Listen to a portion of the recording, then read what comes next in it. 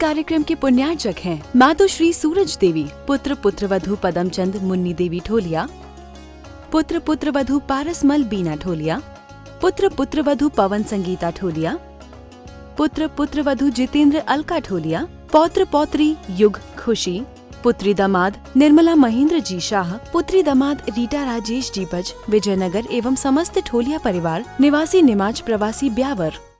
जीवम जीवम दवम जिन्वर वसेण जेणी दिठम देविंद विंद वंदम वंदे तम सर्वदा शिरसा। नमो अरिहं ताणं नमो सिद्धाणं नमो आयरीयाणं नमो वज्रायाणं नमो लोये सर्वसाहुणम्। जय बोलिए अंतिम तीर्थंकर विनायक श्री महावीर भगवान की, परम पूज्य आचार्य भगवंत अभिक्षम ज्ञानोपयोगी श्री वसुनंदी जी मुनिराज की, अहिंसा में विश्व धर्म की, परम पूज्य श्रमण मुनि श्री श्रद्धानंद महाराज की,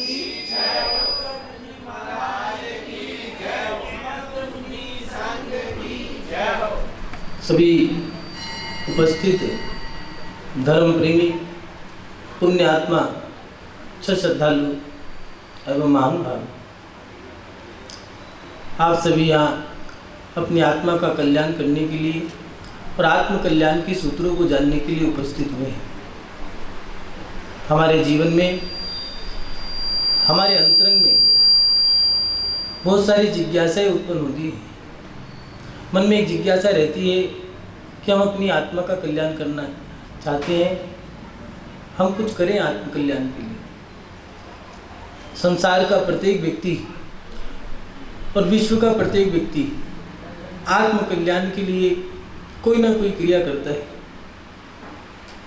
आप लोग भी कोई ना कोई क्रिया जरूर कर रहे होंगे। नदी किनारे जाना, मछलियों को आटे की गोली बना करके डालना, वृक्षों के पास आटा डाल करके चींटियों को दाना, पक्षियों को दाना डालना, गैयाओं को चारा देना, अनाथ आश्रम वृद्ध आश्रम में जाकर के और अनाथों के लिए, वृद्धों के लिए कुछ ना कुछ भेंट देना। कुछ लोग रेलवे स्टेशन पर जाकर के गरीबों को, दीनहीन प्रवृत्ति वाले लोगों के लिए चाय, नाश्ता इत्यादि की चीज़ें देते हैं। ये सारी क्रिया करने के बाद मन में आता है कि अभी और भी कुछ है। हमने चैरिटी भी किया। आप ही नहीं, भारत ही नहीं, पूरा विश्व, प्रत्येक व्यक्ति धर्म की कोई ना कोई क्रिया करता है और सोचता है कि इनके माध्यम से हमारा कल्याण हो जाएगा। और ये सारी क्रिया करने के बाद भी मन में एक जिज्ञासा रहती है कि अभी भी कुछ बचा है। अंतरंग से एक आवाज़ आती है, नहीं, यही हमारी आत्मा का कल्याण नहीं करेगा, और भी कुछ ऐसा है जिसके माध्यम से हमारी आत्मा का कल्याण होगा। ऐसा क्या है जिसके माध्यम से हमारी आत्मा का कल्याण हो? फिर मन में एक जिज्ञासा आती है कि हमने ये जो शुरू किया है, इसके बाद भी कुछ बचा है जो शुरू करना है। सबसे बड़ा सवाल खड़ा होता है कि हम अपने जीवन की शुरुआत कहाँ से करें। जीवन कहाँ से शुरू करें समझ में नहीं आता। इतना तो नहीं है, अभी कुछ और भी है जिससे हमारा जीवन शुरू होगा। माँ बाप ने कहा कि पढ़ो लिखो, मन में था खेल कूद ले, तो ठीक है, खेल लिए कूद लिए, खिलौने से बढ़िया बढ़िया खेल, खिलौने से खेले कूदे। पढ़ाई लिखाई भी हमने अच्छे से अच्छी करी है, शादी ब्याह कर लिया, बच्चे भी हो गए हैं, उनको भी पढ़ा रहे हैं। लेकिन मन में एक सवाल खड़ा रहता है कि ये सब तो कर लिया, लेकिन कोई और भी ऐसी चीज़ है जिससे हमारे जीवन में कुछ बदलाव आए। ये जीवन की शुरुआत नहीं है। जीवन की शुरुआत कोई ऐसी क्रिया से होगी जिससे अंतरंग में लगे कि हाँ, हमने शुरुआत कर दी। जीवन की शुरुआत होगी कहाँ से? ऐसी कौन सी क्रिया है जिससे जीवन की शुरुआत हो? महान बाप, आपका हो भाग्य है, सौभाग्य है कि आपने जैन धर्म में जन्म लिया है। जैन धर्म में प्रत्येक जिज्ञासा का समाधान हमारे आचार्यों ने, हमारे अरहंतों ने, हमारे भगवंतों ने समय रहते किया। महावीर स्वामी के मुख जाने के बाद अंतिम अनुगत केवली जम्बू स्वामी हुए, जिनके साथ में लगभग 500 साढ़े 500 साधु थे।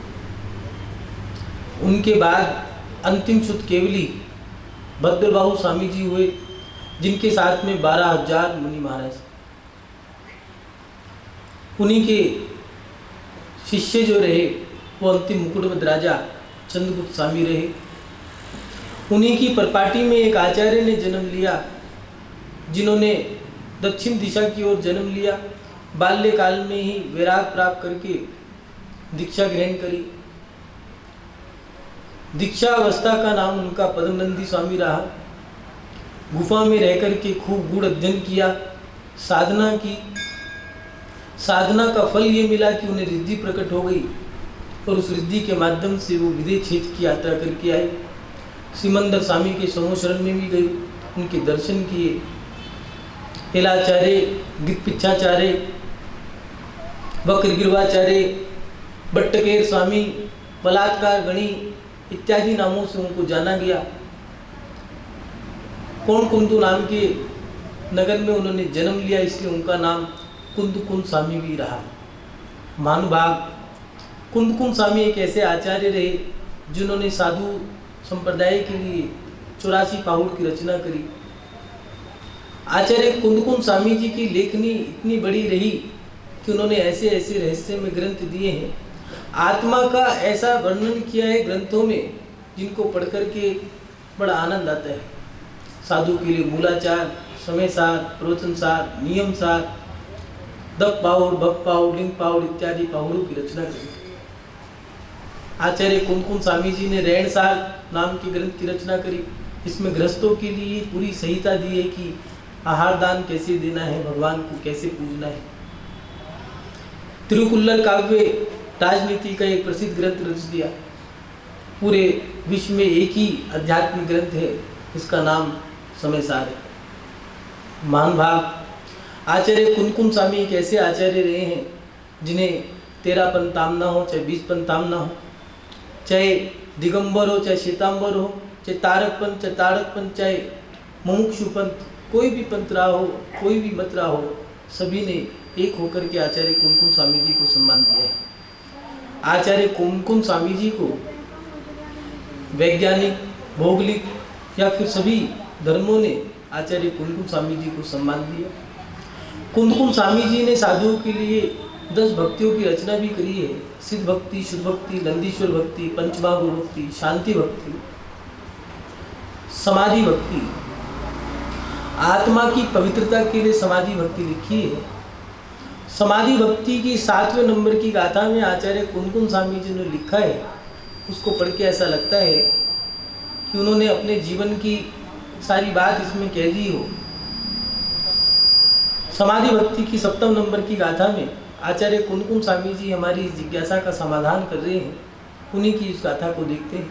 उन्होंने लिखा है, तब पादो मम हृदयम तब पद्मे लीनम तिष्ठतो जिनेन्द्र तावत यावत निर्वाण संप्राप्त। हे जिनेन्द्र भगवान, जब तक मुझे निर्वाण पद की प्राप्ति ना हो तब तक आपके दोनों चरण कमल मेरे हृदय में विराजमान रहे। और मेरा हृदय तपद्वे लीनम, मेरा हृदय आपके चरणों में लीन रहे, ये उन्होंने लिखा। ऐसा लगता है कि कठिन साधना करने के बाद, गूढ़ अध्ययन करने के बाद 2.5 दीप की वंदना भी कर ली है और अंत में जैसे लिख रहे हो कि जीवन का सार किसी चीज़ में नहीं है, जो आनंद भक्ति में है वो आनंद किसी भी चीज़ में नहीं। तब पादो मम हृदय तब पद्मे, आपके दोनों चरण कमल मेरे हृदय में विराजमान रहे, मेरा हृदय आपके चरणों में लीन रहे, विराजमान नहीं रहे। कब तक? जब तक मुझे मोक्ष की प्राप्ति नहीं हो जाती। देखें कि हम अपने जीवन में क्या कर रहे हैं। इन आचार्य कुंदकुंद स्वामी जी के माध्यम से ये तो सिद्ध हुआ कि हमें अपने जीवन की अगर शुरुआत करनी है तो जिनेन्द्र भगवान के दर्शन से करनी है।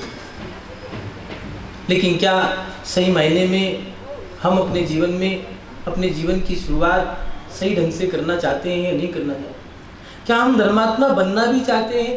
क्या हम अपनी आत्मा का सही मायने में कल्याण भी करना चाहते हैं या नहीं करना चाहते? देखें, एक राज्य में दो युवा बीच चौराहे पर कुछ लोगों के साथ चर्चा कर रहे हैं, पर चर्चा ऐसी थी कि राजा बड़ा आतताई है, और जब चर्चा राजा की चली तो फिर तो चर्चाएं चलती चली गई। और सिपाही जब आए तो उन्होंने सुन लिया कि ये युवा राजा के बारे में चर्चा कर रहे हैं। उन्होंने जब सुना तो लगा कि ये लोग भड़का रहे हैं राजा के बारे में। पकड़ करके ले गए। वहाँ का राजा आतताई था, प्रजा परेशान थी, अहंकारी था। उन लोगों ने राजा के बारे में जो कहा था बस इतना ही कहा था कि राजा तो दुष्ट है, हमारे नगर का राजा तो बहुत अच्छा है। जब राजा के सामने पेश किया गया तो राजा को उसकी बात पता लगने के बाद राजा ने जब उसे ये लगा कि मेरी निंदा कर रहा था, अहंकारी व्यक्ति कभी भी अपनी निंदा नहीं सुन सकता। व्यक्ति को अपनी प्रशंसा अच्छी लगती है, निंदा अच्छी नहीं लगती। जो अपनी निंदा और प्रशंसा दोनों सुन ले वो व्यक्ति मानव है, उसे ही महात्मा का है। राजा बुखला गया और फांसी की सजा सुना दी। मैं जानता था कि राजा मेरी कोई बात नहीं सुनेगा। उसने एक ही बात कही, महाराज मैं जानता हूँ आप मेरी फांसी की सज़ा माफ़ नहीं करेंगे, मगर मैं आपसे अपनी अंतिम इच्छा चाहता हूँ कि मुझे 15 दिन की मोहलत दे दीजिए। मेरे माता पिता अस्वस्थ हैं, मैं उनकी सेवा करके 15 दिन में लौट आऊँगा। राजा ने उसकी बात मान ली और उससे कहा कि अपनी जगह किसी और को बंदी बनाकर चले जाओ। उसके मित्र ने कहा मैं बंदी बनने को तैयार हूँ। ठीक है। वो युवा घोड़े पे बैठकर आंधी तूफान से लड़ता हुआ अपने माता पिता के पास पहुँचा और वहाँ जाकर के उनकी खूब सेवा करी। दिन बीतते गए और 15 दिन यूँ ही समाप्त हो गए। 15 दिन से अगला दिन प्रातःकाल सभी लोग फांसी के स्थान पर खड़े हैं जहाँ पर फांसी लगाई जाती है। उस युवा से कहा, देख तेरा मित्र तुझे धोखा दे गया, वो नहीं आएगा। तो राजा ने कहा उसके मित्र ने कहा मैं तो चाहता ही हूँ कि वो लौट के ना आए, लेकिन मुझे विश्वास है वो आएगा। तभी अचानक पीछे से आवाज़ आई, ठहरो। वो युवा घोड़े से उतरकर नीचे आया और अपने मित्र से कहने लगा, मित्र थोड़ा क्षमा करना, विलम्ब से आया। दोनों के दोनों गले लग कर के बात कर रहे थे कि मित्र मैं तो भगवान से यही प्रार्थना कर रहा था कि तुम आते ही ना, मैं तुम्हारे लिए अपना जीवन बलिदान देना चाहता। उस मित्र ने कहा मैं भगवान से यही प्रार्थना कर रहा था कि हे भगवान, अगर अगले जन्म में मुझे कुछ देना है तो मुझे ऐसा ही मित्र देना, मुझे और कुछ नहीं चाहिए। दोनों एक दूसरे से बात कर रहे थे, गले मिल कर के रोने लगे। जब ये बात राजा ने सुनी, उनकी इन बातों को सुनकर के, उनके प्रेम और प्रीत को देख कर के लोगों की आंखों से आंसू बहने लगे। यहाँ तक कि राजा का हृदय भी परिवर्तित हो गया और उसने उसकी फांसी की सज़ा को माफ़ कर दिया। मान भाव विचार करें, जितना आपस में उन दोनों मित्रों की एक दूसरे के प्रति प्रीति थी, जितना समर्पण उन दोनों का एक दूसरे के प्रति था, क्या ऐसा सच्चा समर्पण हम भगवान के प्रति कर पा रहे हैं या नहीं कर पा रहे हैं? हम बनना तो धर्मात्मा चाहते हैं, अपना जीवन सफल करना चाहते हैं, लेकिन क्या सही मायने में हम अपना जीवन सफल करना चाहते हैं? क्या सही मायने में हम धर्मात्मा बन भी रहे हैं या नहीं बन पा रहे? आचार्य कुमकुम स्वामी जी ने लिखा, जो जानादि अरहंताणम सो जानादि सब बाण।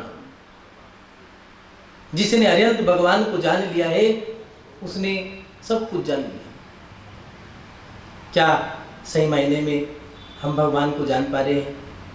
क्या भगवान के प्रति हमारा उतना समर्पण है या नहीं? देखें, अपने आप को टटोलें। मीरा ने लिखा, मर जाऊं जीव नहीं, अपने हित के काज, एक धर्म के मार ने मोहि न आवे लाज। मैं धर्म के लिए अपनी इज्जत तक बेचना चाहती हूँ। लेकिन देखें कि क्या सही मायने में ऐसा समर्पण, मीरा जैसा समर्पण, हम नाम तो लेते हैं, मीरा है, राधा है, शबरी है, सीता सती, सोमा सती, अन्ना सती, चन्ना सती, उन जैसे बनने की हमारी चाहत रहती है, लेकिन क्या हम उन जैसा काम भी करते हैं?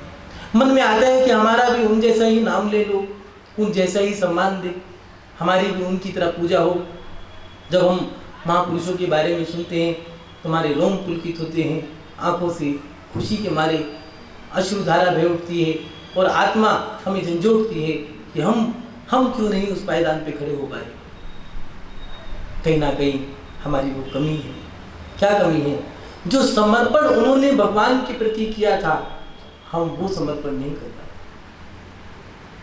क्यों हमारे समर्पण में कमी है? ऐसा क्या है जो हम भगवान के प्रति सच्चा समर्पण नहीं कर पाए?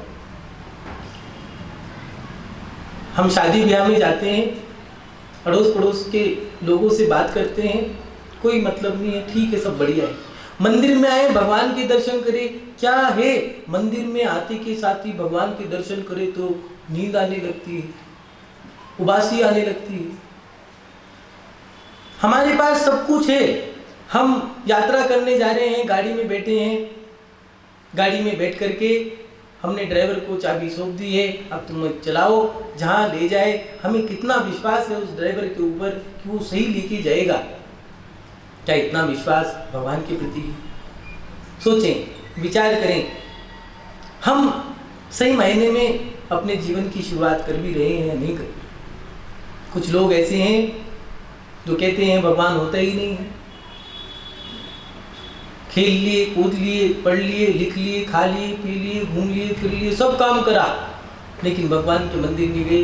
उम्र 35 साल की हो गई है और अब व्यापार ठप हो चुका है, घर में लड़ाई झगड़ा कलह है, रोगी हैं, मन में जिज्ञासा आती है, फिर एक शंका उत्पन्न होती है कि भैया अब क्या करें, अब क्या करें? ऐसा कौन सा रास्ता है जो हमें सही रास्ता दिखाएगा? ऐसा कौन सा कार्य है जिसके माध्यम से हम सुरक्षित हो जाएं? जब सभी डॉक्टर, नीम, हकीम, वैद्य सब दवा दारू को काम नहीं आती, तब लगता है चलो अब भगवान के पास चले। और फिर कहते हैं कि भगवान कुछ नहीं करता। क्यों भैया? पूरा जिंदगी, पूरा जीवन तो आपने भोग विलासता में गुजार दिया, आज एक दिन के लिए आए हो सिर झुकाने के लिए और सोच रहे हो कि सारे काम एक ही दिन में बन जाए। ऐसे कैसे होगा? हम सही मायने में क्या धर्मात्मा भी हैं या नहीं? हमने जितना समय संसार को दिया है, क्या उतना समय हमने धर्म के लिए दिया? हर व्यक्ति चाहता है सुधार हो, सुधार हो, सुधार हो, लेकिन क्या हम अपने जीवन को सुधार रहे हैं? दीवारों को साफ करके, जमीनों को साफ करके सुधार नहीं होगा। सुधार अपने अंतरंग से होगा। भारत को स्वच्छ नहीं बना सकते, नाली और सड़कों को साफ करके भारत स्वच्छ नहीं होगा। भारत अगर स्वच्छ करना है तो भारत में रहने वाले भारतवासी अपने आप को स्वच्छ कर लें तो भारत स्वच्छ हो जाएगा। लेकिन हम देखें, क्या हम अंदर से इतने साफ हैं या नहीं? क्या हम जितना भगवान के प्रति समर्पित होना चाहिए हमें, उतना समर्पण कर पा रहे हैं या नहीं कर पा रहे? क्या हम लोग, जो हमने वो पाठशाला में पढ़ा था, सुबह उठ करके पहले मंदिर जाना चाहिए, रात को सोने से पहले हम लोग कायस्वर करें, कायस्वर करके सोए और सुबह पहले ही कल्पना बना ली है। जैसे माता बहनें भोजन, जो प्रातःकाल भोजन बनाना है, पहले दिन ही शाम को सोच लिया है कि सुबह उठ करके ये वाली चीज़ बनाएंगे, ये सब्जी, ये मीठा, ये ऐसे, ये वैसे, और शाम को ही सब्जियां खरीद ली है सुबह के लिए। ऐसे ही धर्मात्मा के लिए दिया है कि रात्रि में वो सोने से पहले ही कायस्वर करके सो गया है, 9 बार नमोकार मंत्र पढ़ लिया है, पंच परमेष्ठी का स्मरण कर लिया है और सभी प्रकार के आहार का त्याग भी कर दिया है। और सुबह की भूमिका पहले ही बना ली है, सामग्री सजा करके, शुद्ध वस्त्र पहन करके, नहा धो करके मंदिर जाएंगे, नंगे पैर मंदिर जा करके वहाँ पर पैर धो करके भगवान के पास जाएंगे, घंटा बजाएंगे और घंटनाद करने के बाद भगवान के दर्शन करेंगे। तो वहाँ पर जाकर के भगवान से ऐसे ऐसी बातें करेंगे, मन ही मन में कुछ देख ना ले। कुछ लोग भगवान से बात करने के लिए सुबह सुबह नहीं आते, क्योंकि कहते हैं सुबह सुबह तो बहुत हल्ला है, चिल्ला चिल्ला के लोग बोलते हैं, इसलिए वो 12 बजे आते हैं, कोई नहीं होता। उस समय भगवान के सामने खड़े हो जाते हैं और खड़े होकर के जितनी भी मन की बेकार थी बातें थी सब कह दी, और घर जाके बड़े खुश हैं, सबको सुना रहे हैं आज तो बड़ा आनंद आया। क्यों भैया आज क्या किया? कुछ नहीं, आज बहुत आनंद आया।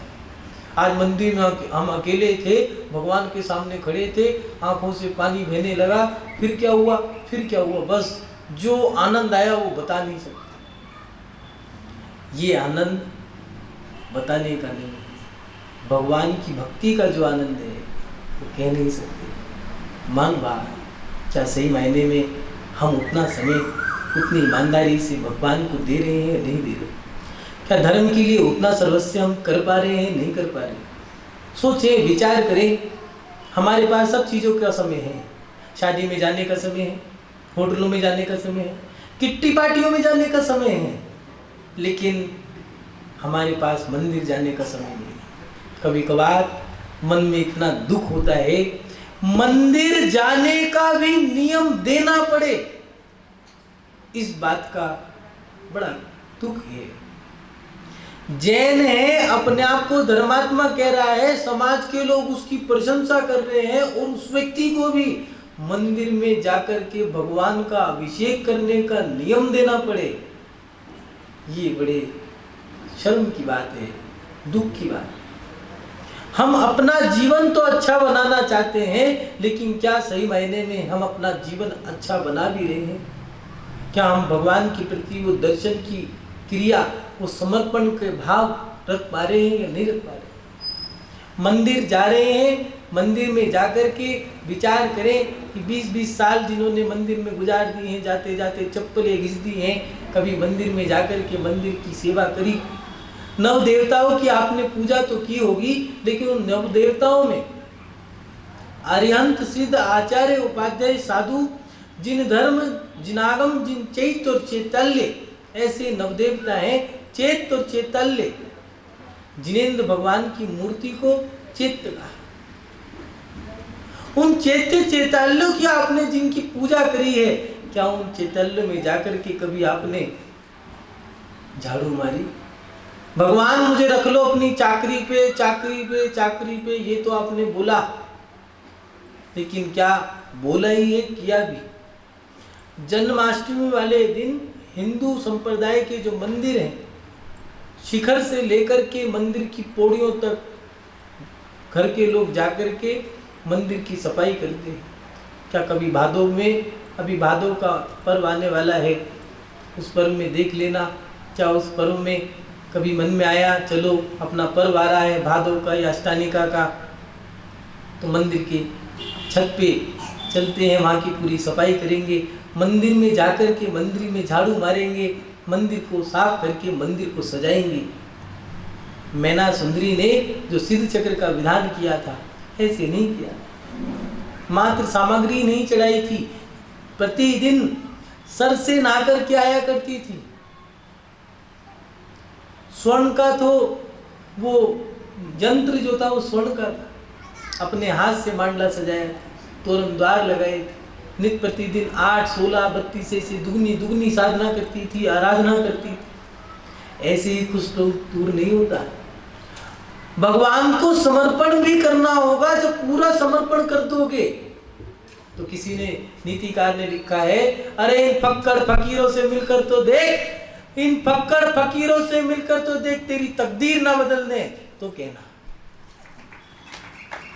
लेकिन फक्कड़ फकीरी में तो फकीर के पास जाना है तो फकीर बन के जाना, मंदिर में जाना है तो श्रद्धा के साथ, समर्पण के साथ जाना होगा, भक्ति के साथ जाना होगा, पूरा समर्पण करना होगा, सच्चेपन के साथ, बच्चेपन के साथ, अच्छेपन के साथ, सीधेपन के साथ, भोलेपन के साथ, पागलपन के साथ जाना होगा, तब जाकर के भगवान से कुछ मिलेगा। लेकिन कहीं ऐसा तो नहीं हम टेढ़ेपन के साथ जा रहे हों, तिरछेपन के साथ जा रहे हों, टेढ़ापन, तिरछापन, राजनीति, साम दाम दंड भेद, ये सब लेके जा रहे हो। खींचातानी के लिए जा रहे हो, मंदिर में दिखाने के लिए जा रहे हो या देखने के लिए जा रहे हो? रामलाल की पत्नी ने आज कौन सी साड़ी पहनी, बिरजू की बहू क्या पहन के आई? महिलाओं को यहां तक याद है कि आज कौन नहीं आया, कौन आया है। एक महिला ने तो एक बच्ची से कह दिया, वो बच्ची आई हमारे पास कहने लगी, महाराज जी आजकल बुजुर्ग महिलाओं की याददाश्त बहुत तेज है। हमने कहा क्यों? हमने सोचा कोई गाथा याद कर ली होंगी। कहने की नहीं, मैं एक हफ्ते बाद मंदिर गई, उसे पता था कि एक हफ्ते बाद भी तू आई है। और उन्हें टोक दिया, क्यों भैया 7 दिन से कहाँ थी? उसने भी कह दिया मैंने कोई कर्जा ले रखा है। तुम्हारा बताऊं, हम मंदिर जा क्यों रहे हैं? दूसरे की पोशाक देखने के लिए जा रहे हैं, गहनों को देखने के लिए जा रहे हैं, मंदिर में इंसान को देखने के लिए जा रहे हैं या भगवान को देखने के लिए? अगर हमें धर्मात्मा बनना है तो सच्चा धर्मात्मा बनना है, खींचातानी के लिए नहीं जाना, राजनीति के लिए, साम दाम दंड भेद के लिए नहीं जाना है, टेढ़ेपन तिरछेपन के लिए नहीं जाना है। मंदिर में जाकर के चापलूसी करने से कुछ नहीं होगा। कुछ लोग तो ऐसे हैं, अगर अकेले पूजा करें तो नीरगंध अक्षता ने पुष्पुचार लीजिए, और अगर वहीं पर आदमी 100 खड़े हो जाए तो नीरगंध अक्षता ने पुष्पुचार लीजिए। कहाँ गए आवाज, कहाँ गई? आदमी गए आवाज गई, आदमी आ गए आवाज आ गई, आदमी गए आवाज गई। ये क्या हुआ? हमारे जीवन में अगर हमें भगवान के दर्शन करने हैं तो सरलता के साथ करने होंगे, सच्चेपन, सीधेपन, सादेपन, भोलेपन, पागलपन के साथ करने होंगे।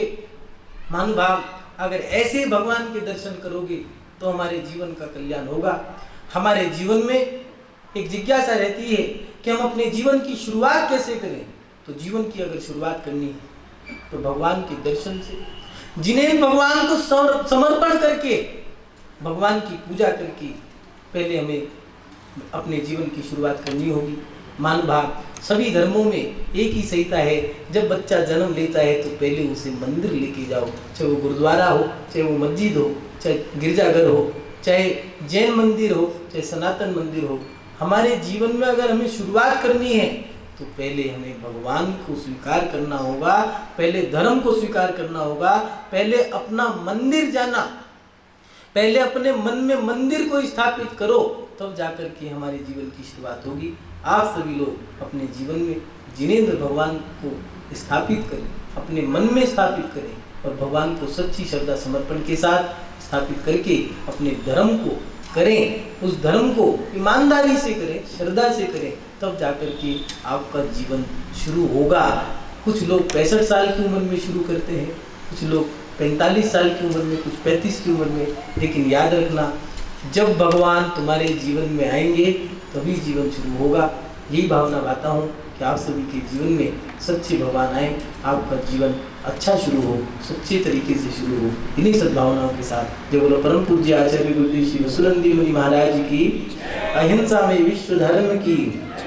इस कार्यक्रम के पुण्यार्जक थे मातोश्री सूरज देवी, पुत्र पुत्रवधू पदमचंद मुन्नी देवी ढोलिया, पुत्र पुत्रवधू पारसमल बीना ढोलिया, पुत्र पुत्रवधू पवन संगीता ढोलिया, पुत्र पुत्रवधू जितेंद्र अलका ढोलिया, पौत्र पौत्री युग खुशी, पुत्री दामाद निर्मला महेंद्र जी शाह, पुत्री दामाद रीटा राजेश जी बज, विजयनगर एवं समस्त ढोलिया परिवार निवासी निमाज प्रवासी ब्यावर।